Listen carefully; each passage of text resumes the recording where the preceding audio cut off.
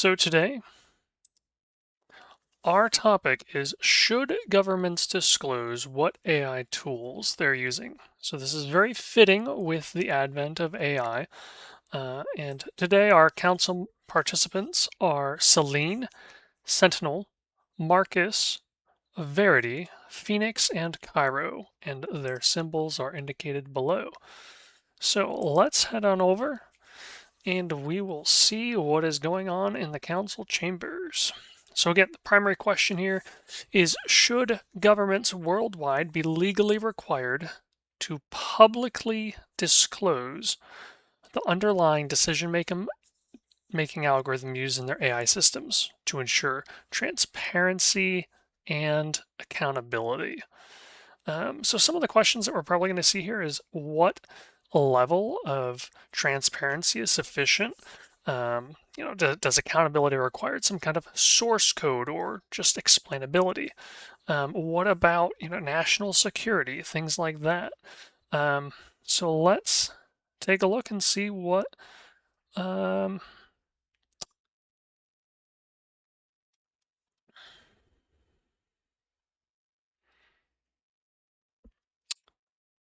see what they have to say. All right, here's our first response. So Celine, she mentions that she believes truth and morality are shaped by lived emotional experience. So this question of mandating governments to disclose their inner workings, it's a personal, it's a community issue. So it's about how citizens feel safe and respected. And then she begins to talk about this desire for transparency being rooted in human nature. So example of how it influences public policy. So in things like healthcare, criminal justice, social services, so all of these different things that our governments are probably using AI systems to analyze anyway. So we don't know if there's inherent biases involved in these systems that they're using, and so that's kind of important to consider. So, she mentions that. On the other hand, she does mention that, these algorithms, like they're messy. They're experiments. I mean, we see new models being released every week by different competing companies, and so there's a lot of risk. We don't know, is the code like really good? And then there's also the risk of sensitive data or intellectual property. So these are all really interesting things to consider. Um, and she even kind of talks about the burden on developers. So as someone who works in AI and with technology, yeah, this is a valid concern. Like, how much work is it going to be for all these people? So in the end, she says this is really about respect. So a law that just mandates transparency, has to have different nuances to kind of protect these interests. So our next response is from Sentinel. So he is basically saying, hey, like this, it's a complex issue. It's a set of trade-offs. There's some uh, tr- balance between transparency, accountability, security, and innovation. So innovation, I can already see, like, if we're just publicly disclosing all this stuff, where's the incentive for companies to, create new systems? Um, so here's a few examples. He lists some arguments in favor. So it would promote accountability and public trust. Um, so it would, if it's being used in things with like judicial sentencing or welfare allocation, public safety, that can kind of help prevent some unjust outcomes. There's regulatory oversight, so understanding how the code is going to be used, how logic is applied with different laws that it's being used to enforce, things like that. So that's really interesting. And then there's also this idea of knowledge sharing and standardization. And so, foster this culture of continuous improvement. So, um, actually, I see that, making some of these public would actually encourage people to maybe, strive for this excellence. But then he also mentions some arguments against, So there's this national security risks. Like that's a big deal. Like state secrets. If these are public, that allows bad actors to, potentially find vulnerabilities. Intellectual property innovation. So there's also that risk kind of on the counter side of his third point there is that if these are public, nobody's really going to want to pursue making new models and kind of improving things. So that's a possible risk. And there's also this misinterpretation. So basically, if we make this open to the general public, there's a lot of people that don't know what they're doing. They're going to like be making false claims and have no idea what they're talking about when they're trying to understand these things. So that's a good risk. Um, so really, he just kind of settles on this balance of transparency reports, not just posting the full source code. So I can kind of see where he's coming from here. But then he also mentions some additional questions that we should consider, like, okay, well, what's the public interest? Like, how do we balance citizens' rights to know versus actual like national security? Again, the format of disclosure, what does that look like? How do we, safeguard the misuse of codes against, malicious actors? So all good things to consider. Let's see what Marcus has to say. So Marcus, he's looking at the welfare of the collective, so kind of the community. Transparency is his first point. Again, this recurring theme, whether or not citizens should be able to see what its government is doing, or whether the government should be allowed to keep secrets like this from people. I already know of instances where the government is collecting this data on people in the United States. So we'll give the example of things like immigration, where that data is being collected and used to follow people and track people. Like that's a legitimate concern. Prudence. So he mentions there's, again, this idea of sensitive data protecting against various bad actors, that might expose vulnerabilities. And then we also have, this idea of justice. So these principles and goals that are guiding these systems, like what's fair, how do we mitigate bias, how do we oversee that this is actually being done right and used well by our governments and not just, people throwing darts at a board, just hoping for the best outcome with these different tools. And then he also kind of mentions this idea of self-reflection, so conducting regular audits and within governments to ensure that there's this challenging the assumptions and really scrutinizing like where this data is coming from. So that I can see that's like a good point as well that hasn't been brought up yet. And then he mentions this idea of humility again. Marcus, this is his kind of his worldview. Kind of stems from this humble leadership, and so he really focuses on this idea that hey, as leaders, we have to acknowledge these issues and openly talk about them. So that's a real interesting argument. Let's see what Verity says. All right, so she is kind of focused on truth. So the first thing, again, public accountability. This idea of consistency. They have to be made public with the core belief that a rule must be enforced consistently across all entities. And so there's this idea of like these rules being really important. Transparency as a tool. Okay, so transparency alone doesn't guarantee that governments are actually going to use these tools well. So that's a really good point. Just because we tell people what they're doing, it's not going to guarantee that the actions are actually what we want to see. And again, this idea of these sensitive interests. So again, like releasing stuff that's state secrets or commercial, intellectual property. So, we start to see like here she's offering a tiered approach. So there's public domains. So we have like full source code and documentation versus like sensitive AI, which should be reviewed by like an independent access board. So that's some interesting things. And there's also, she starts to talk about these different legal safeguards. So things like scope, like what falls under the rule. Should there be penalties for governments not disclosing stuff? Are there is there a redress for citizens who believe an algorithm is unlawful? So like if these things are made public, um, how how do we respond when citizens are like, hey, like why are these AI systems like being used for this? Like this isn't right.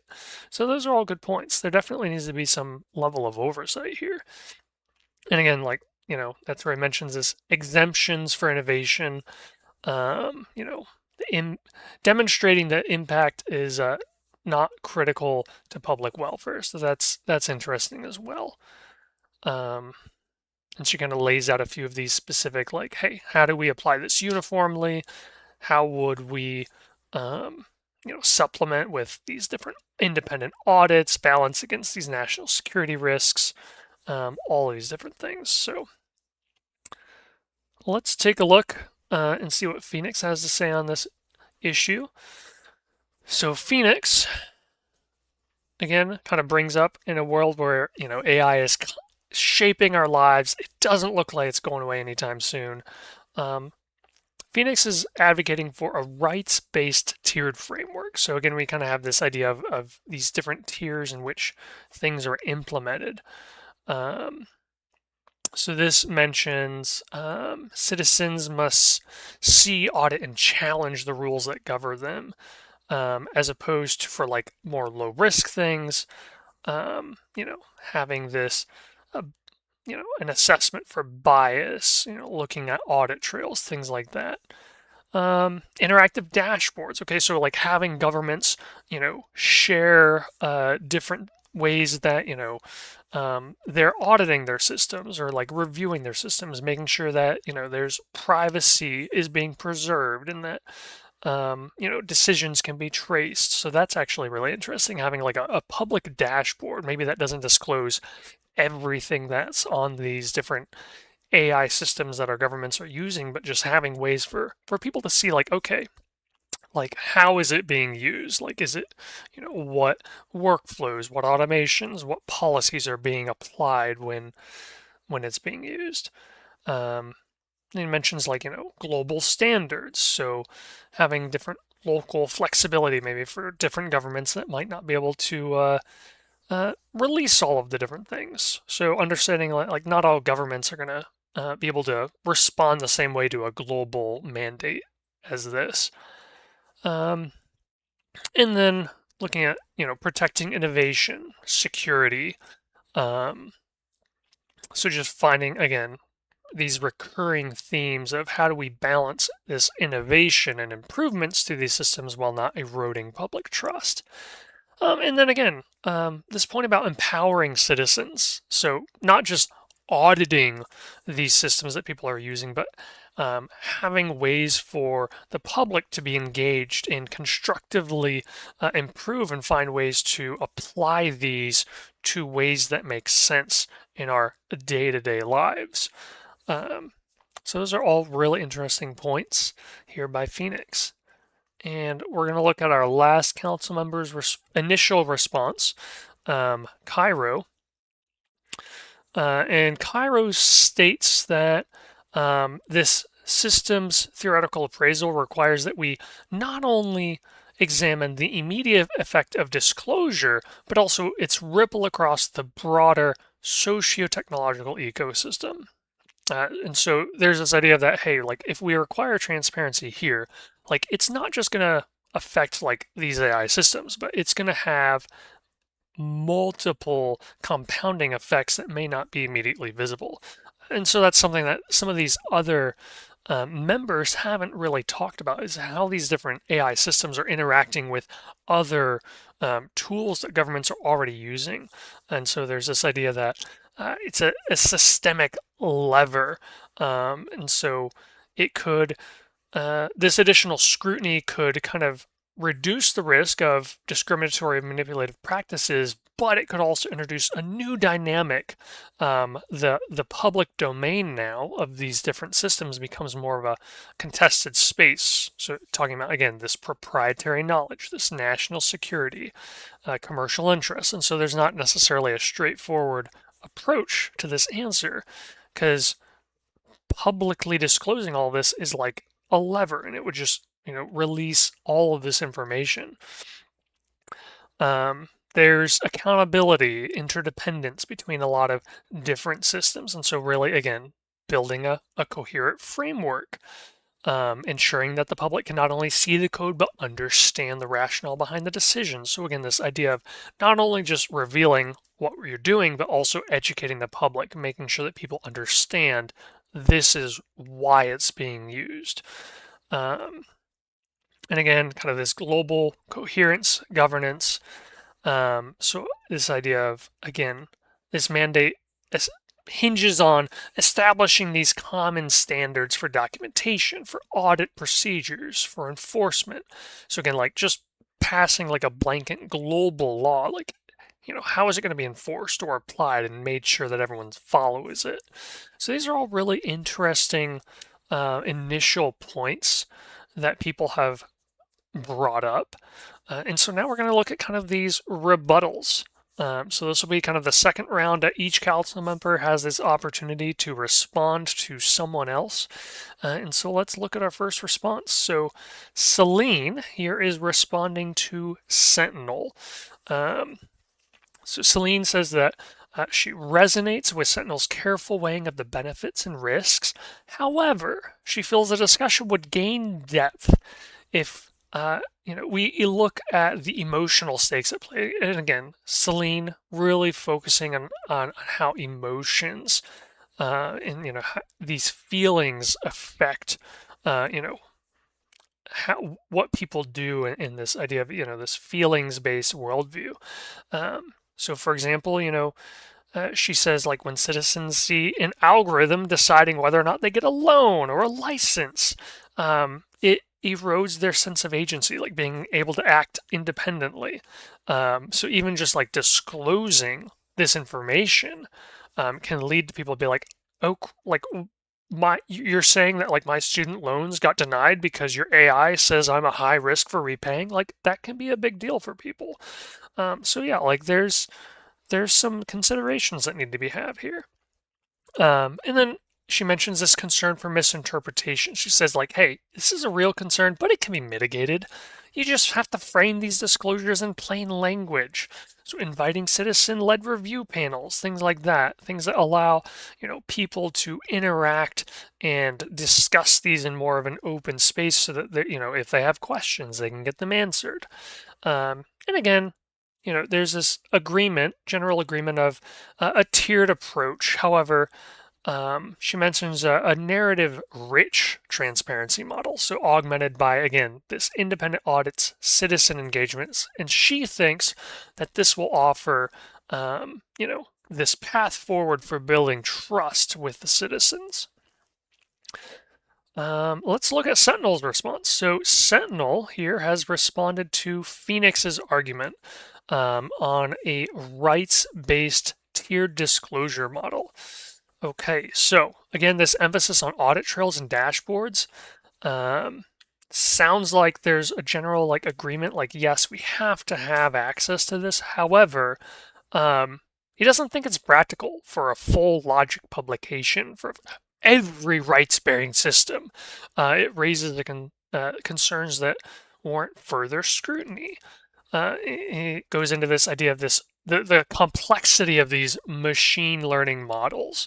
For example, like millions of parameters. Like how does the public begin to understand when there's millions and millions of variables that go into these things? And that's actually a really valid question. Like how do you provide this transparency when like the average person won't be able to understand everything that goes into it? And then there's also this kind of second point of, exposing trade secrets. So again, this, repeated concern here. And so his rebuttal here to Phoenix is that a more nuanced approach might involve these explainability interfaces, so that kind of translates these complex model decisions into these human readable narratives. So in other words, like we can strip away the proprietary information and still explain in simple terms how these are working, how they're being used. And then finally, he says the citizen review boards, like it depends on public trust and capacity. So like if there aren't already people out there that have the sufficient training and resources or guidelines, and like it isn't going to matter if you have people review. So that's actually really important. Like you're going to have to make sure that it's subject matter experts that are involved in this review process. So people that maybe work in information technology. I know there's huge concerns right now around the governance of all of these AI systems with the big six, companies that are out there, Mango, who are making these models and essentially shaping the direction that these systems are going in the larger um, you know scheme of things. Like that's concern. Like how do we balance their interest of and maybe the public interest, where the public is more concerned about some of the things that they're doing. So let's see. Next is Marcus. Marcus is responding to Celine. And again, Celine's responses were very emotional. And so he's concerned, he does actually mention like, hey, like this is a poignant reminder that the law must speak to the human heart. And so like he's kind of agreeing this reassurance of like, listen, as a steward of virtue, this like there's a pursuit of emotional reassurance that doesn't eclipse our principles. And again, Marcus is very big on principles. We're going to see a little bit more of this later as he brings more to our debates. Um, but, he's also very, as a principled person, he understands this concern of how these things are communicated to the public, what it means about the people passing our laws and interacting with these AI systems. Like that's a concern. He wants that transparency. He wants that integrity, that humility. Again, like he Marcus, I think he would see a world where leaders are really taking the time for their people and not necessarily building things for their own gain, like could probably be said of Congress right now. It's hard to say. Um, so again, he's kind of says like in sum, there's this emotional insight. It's indispensable. However, it still has to be harmonized with, this prudence, wisdom, justice, and again, enduring quest for wisdom. Um, so let's see what Verity has to say. So Verity, again, she's a very truth and rules centered person, is responding to Marcus. And so she says that the virtue of prudence rightly cautions against indiscriminate disclosure. Okay, so again, like we can't just reveal everything.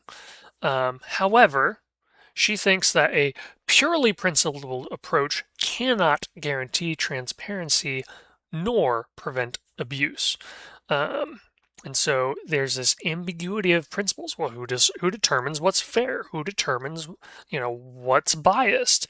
So talking about some of the things like she thinks it's kind of just rhetoric. That it's just a hollow safeguard if it's not really operationalized. And again, how do we actually go about enforcing this? A government can claim compliance by listing these principles, but it still might violate them. And so how do we go about like enforcing these and verifying independently that these things are actually happening? And that's actually a good point. This independent auditing of governments, like that's a legitimate path forward that I'm not sure. I mean, like it has been talked about. But maybe forming an organization that actually that's all they do is they independently audit and score the governments on their use of these AI systems. That's an interesting path that maybe should be explored further. And he kind of talks about this risks of substitution, kind of undermining the goals of protecting citizen rights, um, international harmonization. And so there's this idea of, kind of without shared technical standards, this coordination between governments, already a point of contention, becomes even more fragmented. So, how do we get these governments to work together to publish these things in a way that makes sense? If you start getting them pointing fingers at each other, it's like, hey, I publish XYZ and you only publish this. Like, I can see that being a really a big deal as well. And again, so it looks like she's talking about this idea of adaptation. So principles can be revised, but code can be monitored and updated to reflect policy.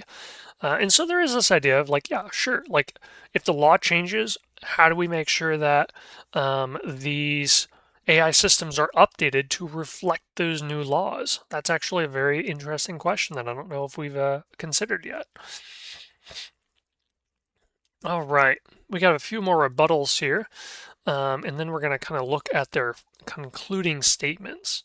And if you happen to be watching online, you can scroll ahead on Discord and look at what they've said already before I get to it, and that is perfectly fine.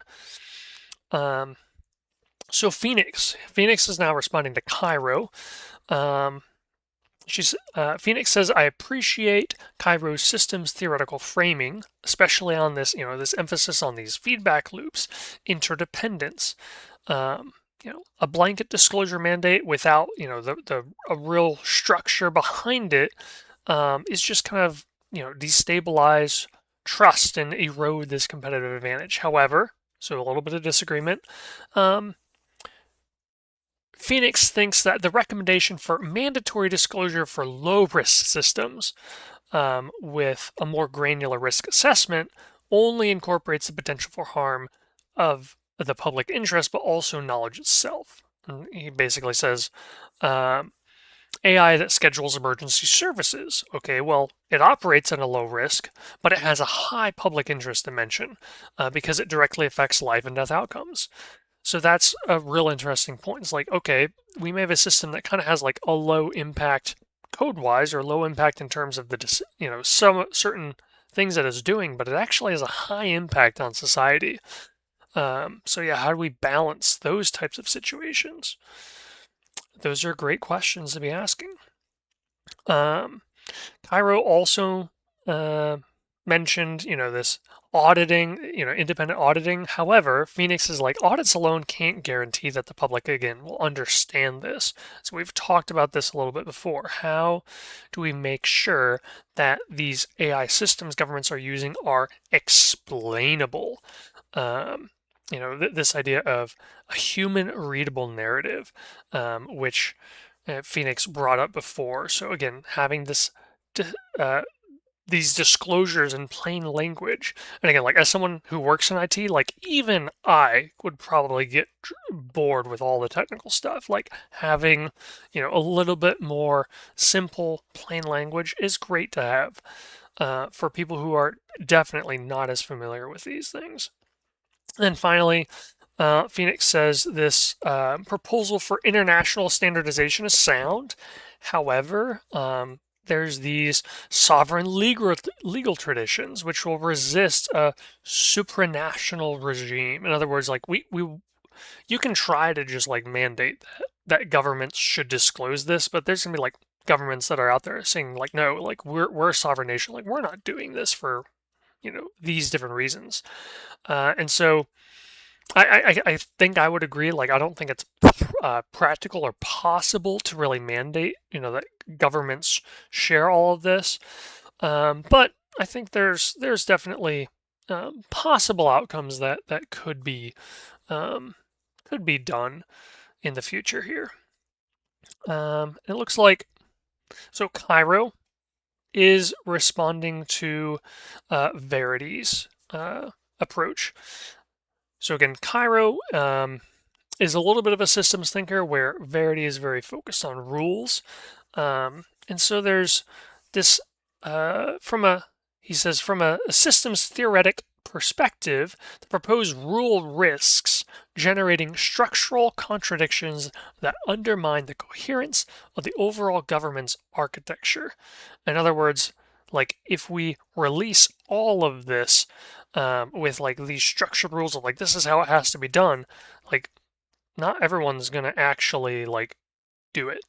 Um, so there's this uniform application clause where he's talking about, you know, kind of like sure it looks good on paper. However, it doesn't really account for these interdependencies between national security, commercial innovation, public welfare, things like that.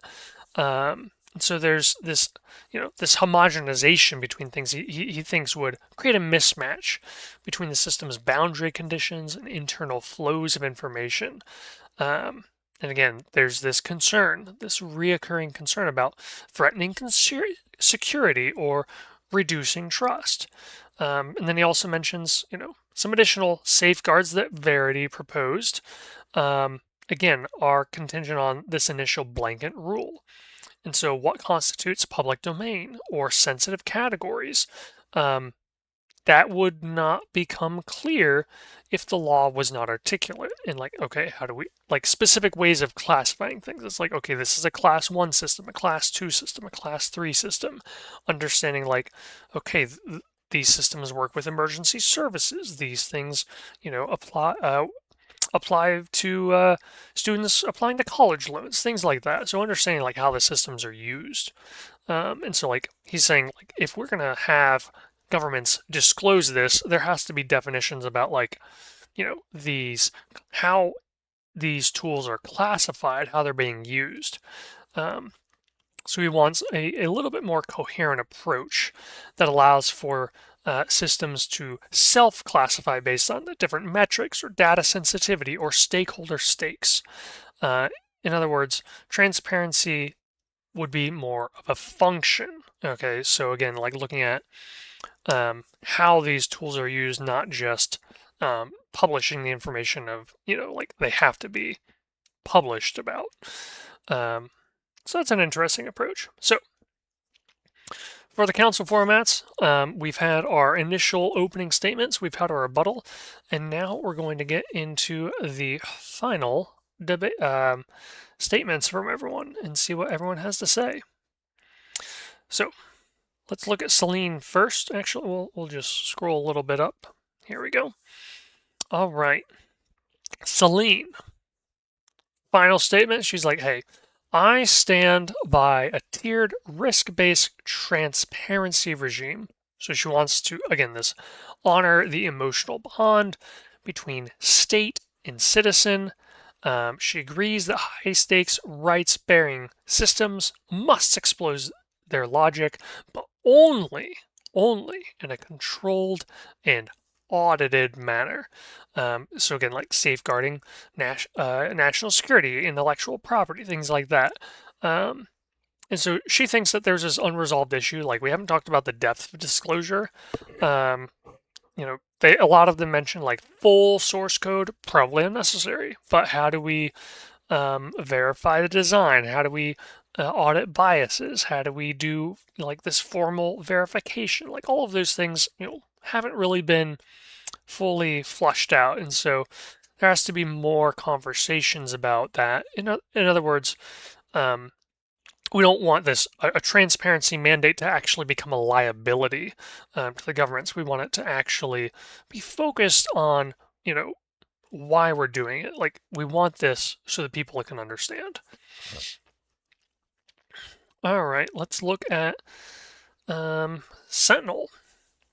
So he agrees with the council's tiered risk-based transparency regime. However, the engine that classifies systems by risk must itself be transparent. So he's like, okay, like we can make these systems transparent, but if we're going to be classifying them, well, that would be another system that has to be transparent. And so this it's kind of this recursion loop that kind of happens where, hey, like, who monitors the people monitoring the things? And then who monitors those people? So, just this idea of like, hey, like we have to have additional transparency and safeguards around like how these things are being shared with the public. And then we have Marcus. So Marcus's response firmly agrees that the principles are indispensable. However, it disagrees that they alone suffice for accountability. So again, looking at how these systems must be translated into enforceable standards. And then he says the single unresolved issue is how to operationally verify adherence to the stated principles. In other words, like if you have governments that are saying like, hey, this is what we're doing, how do we actually go about verifying that? And so that's going to be important as well. All right. And then we have Verity. Again, standing with in favor of this tiered disclosure. Oh, got a couple more coming in. Great. This tiered disclosure regime, but rejecting any of this vague blanket mandate that leaves the boundary between public and sensitive AI undefined. So in other words, like she wants a very clear, codified with rules of exactly how this would happen. And again, rules-based thinker. That's kind of the ethical approach that she comes from. And so looking at, hey, like how do we, like add the right criteria so that, the oversight can be applied consistently, that it's enforceable. So she only partially agrees with this council's consensus about transparency, as long as it's anchored in these precise definitions. So again, these kind of remaining unresolved issues, it's like, okay, well, let's set up a 12-month review cycle. Let's make sure, that there's consistent ways of protecting security and that things are disclosed the same way every time, that it's repeatable and not just, oh, well, this year we did X, we disclosed these models, but we forgot about these. So, next year we just disclose these ones, like something like that. You never know what politicians are going to do. I will say that. And then you have Phoenix. So again, fully endorsed this rights-based tiered disclosure model. And Phoenix says the remaining question is really about protecting proprietary interests. So for example, like how do we protect the source code? How do we make sure it's tamper resistant, that it's in a controlled access area? So like not everyone can people can't modify it if they're reviewing it, but you also have like auditors and specific, subject matter experts that are able to review it. Can we have sandbox replicas so we can actually see in a test environment how the code is being applied? Like that's actually a great idea. Like how do we set up these test models to see like this is what the code's actually doing given these set of circumstances. So that's all really important. Let's see what else is going on. And then we also have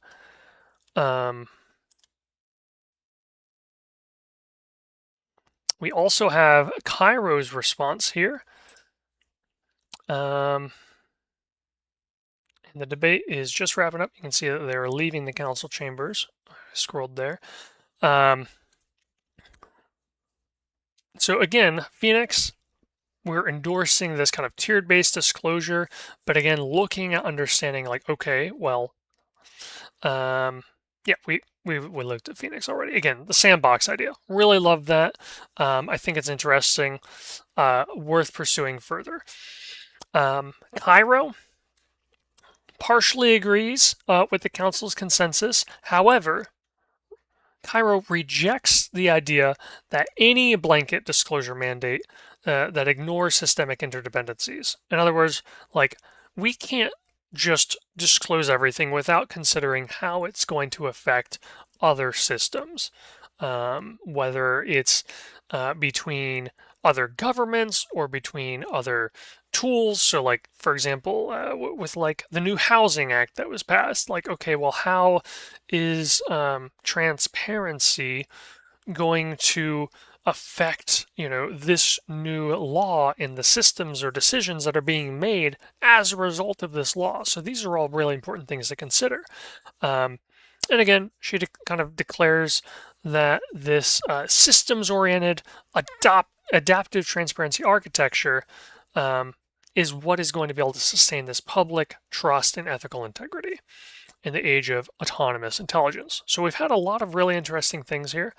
Again, that's the end of the debate, but not the end of our analysis. So we'll head on over and kind of talk about what we've seen here today and discuss a little bit further.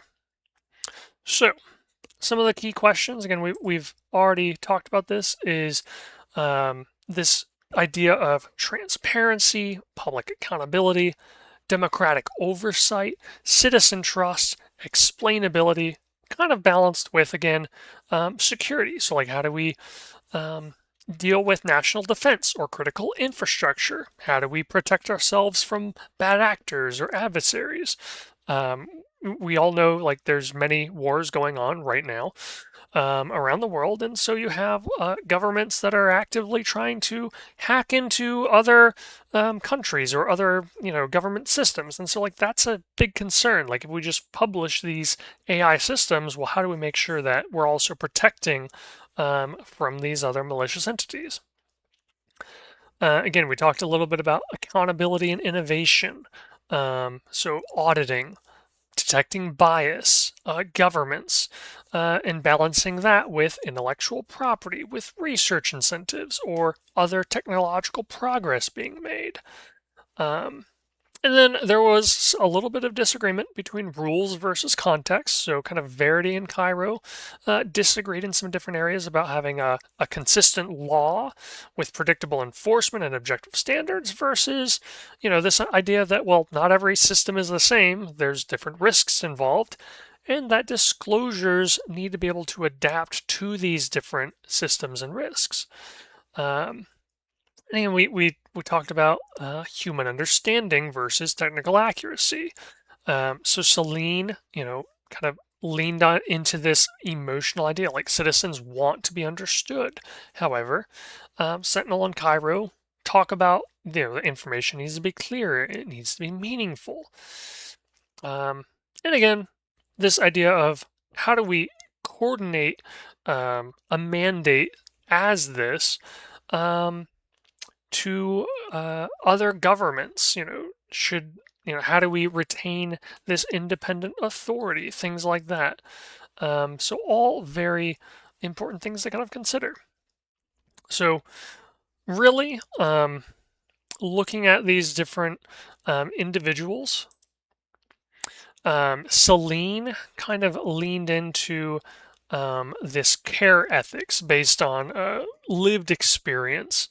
And so, looking at transparency through the lens of human dignity and emotional legitimacy, not just focusing on, like, the raw code itself and, like, the different technical requirements. So really idea of fostering these relationships with people and the government citizens.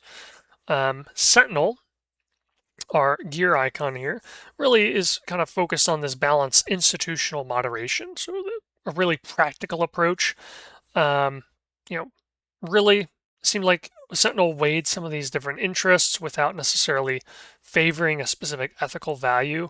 Really focused on this audits, explainability, oversight, different competing priorities there. Like, how do we reconcile them? Marcus, our tree icon here, really leaned into the virtue ethics. So the integrity of institutions. In other words, like, if our governments can't be transparent about what they're doing, how they're using this, like, how are we supposed to trust them? And so really his approach is like, this trust in our government should be earned by the people running them. And so, that means that they should be exhibiting virtue and prudence, justice, humility, integrity. And so he really leaned into, people's moral character. And then Verity. So her reasoning style is very rules-based. This legal consistency. How do we enforce it?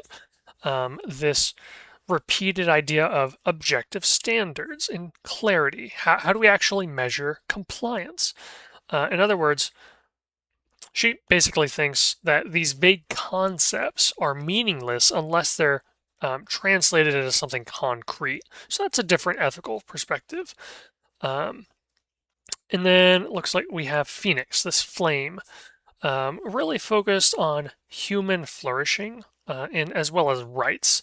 So looking at empowering our citizens, how do we, make sure that citizens are engaged, that they understand what they're seeing with like practical dashboards. Also making sure things are encrypted so that, you know, um, but also having again this idea of the sandbox, which I really love, so that people are empowered throughout the entire process. So that's really interesting.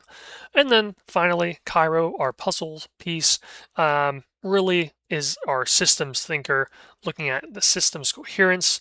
Again, um, looking at kind of these second order and third order consequences, not just, well, is transparency good, but how is that going to affect the larger systems that our government is using? So, all really interesting ways in which this concept was discussed today. And again, so should governments disclose what AI tools they're using? It's an interesting question. There's a lot of nuances. Um, some things that they all tended to agree on is about risk. So, like, how much risk are governments willing to accept? How much oversight's required? How to explain what the code means. So, in other words, like explanation with the transparency. And also, how do we verify? Again, most disagreements was really kind of these issues with virtue versus legal formalism, as well as just rules versus, consistency and adaptability. Like, how do we balance the two of those? Um, Again, trust versus this technical jargon. So, how do we get people to understand? I think a few key moments just from this debate.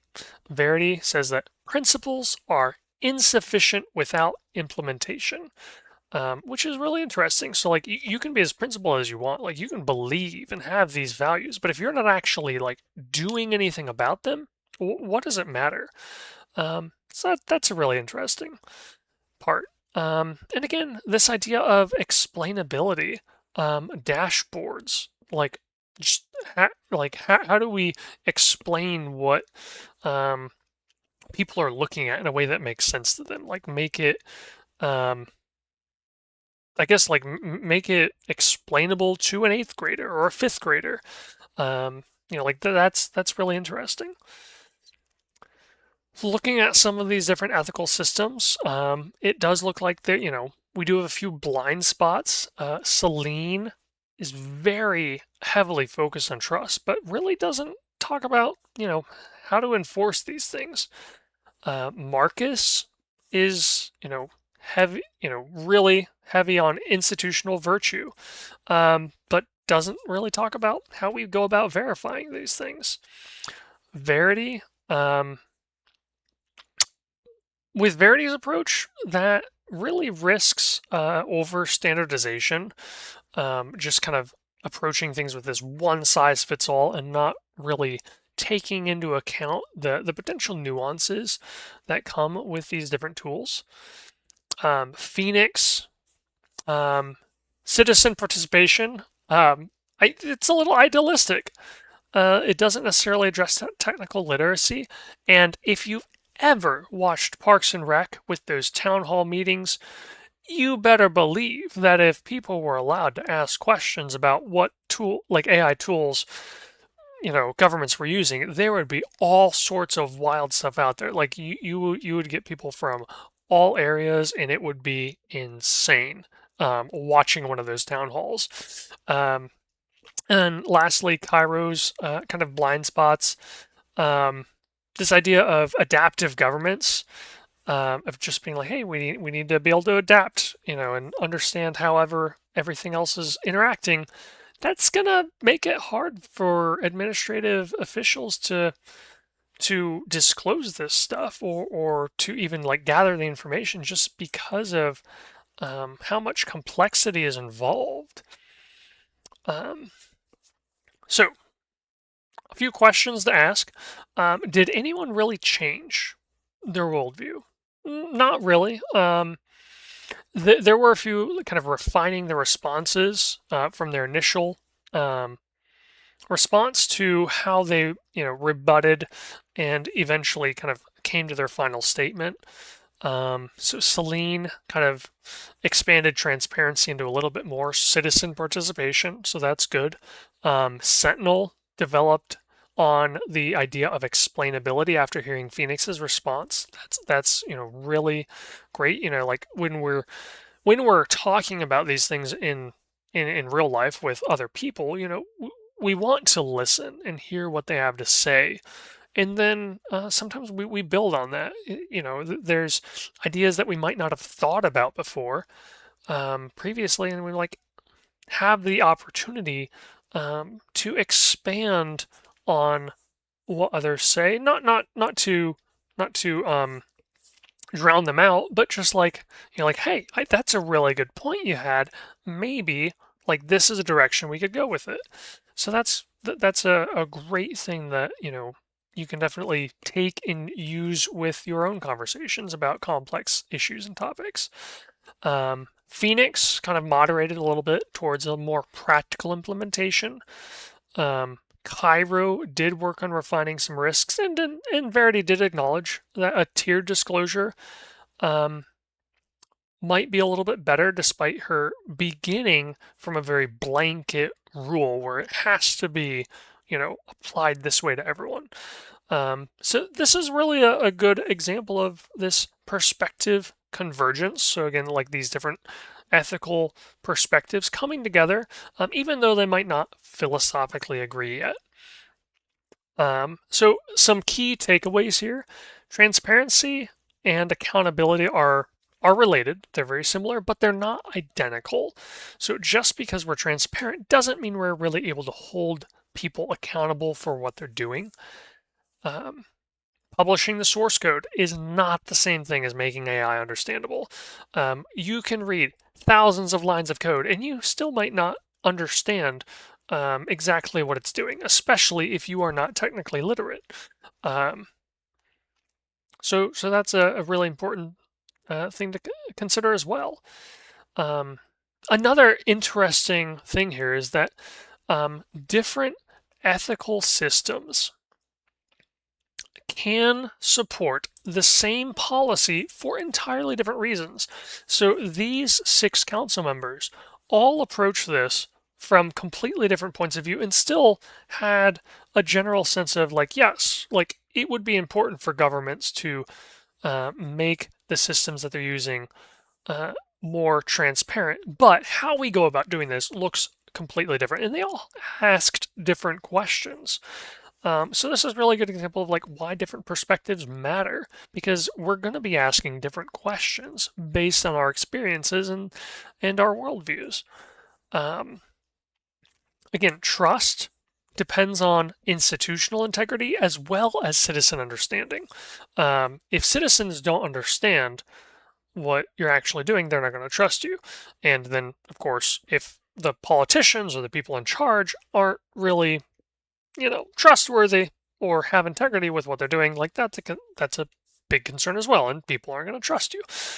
So really, these ethical debates oftentimes evolve from um, not necessarily about whether or not something should happen, but rather how it should be implemented, how we should go about doing these things.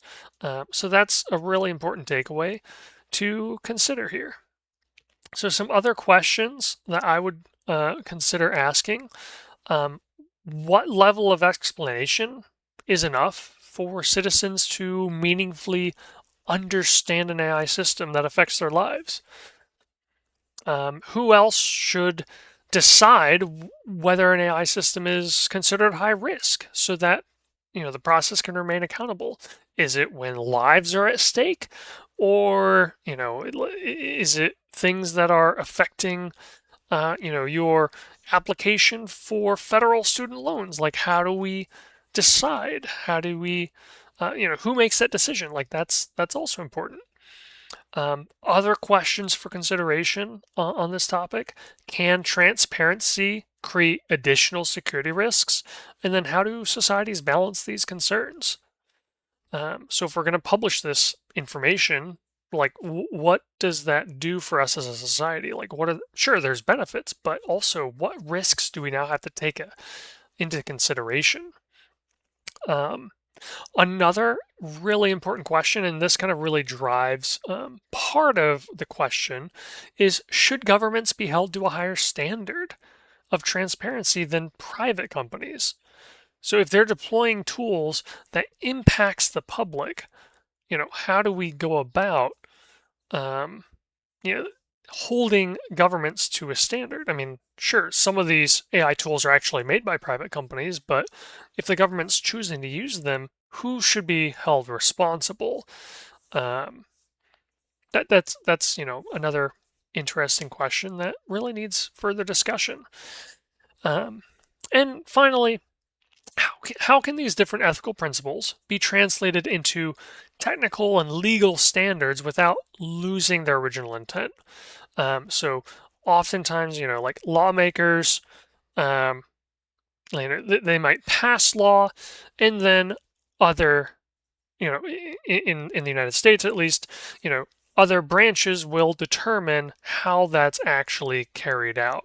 You have the executive branch, which is responsible for executing the law, and then sometimes you have the judicial branch, which is responsible for interpreting that law. So if it's really not clear from the beginning, there's going to be a lot of additional discussion that needs to be had there. Um, so I really appreciate everyone tuning in. If you're watching this later on YouTube, which is more likely than not, then thank you for joining us and finding my channel. Feel free to click the little like and subscribe button in the corner. Um, Really, I just want to say the real question about this debate was what accountability looks like in practice. What actually made this discussion interesting is that the council approached the same destination, the same outcome, but by different roads. So everyone kind of had this different idea. We were reminded about transparency is more about information. Um, it's about preserving trust and dignity.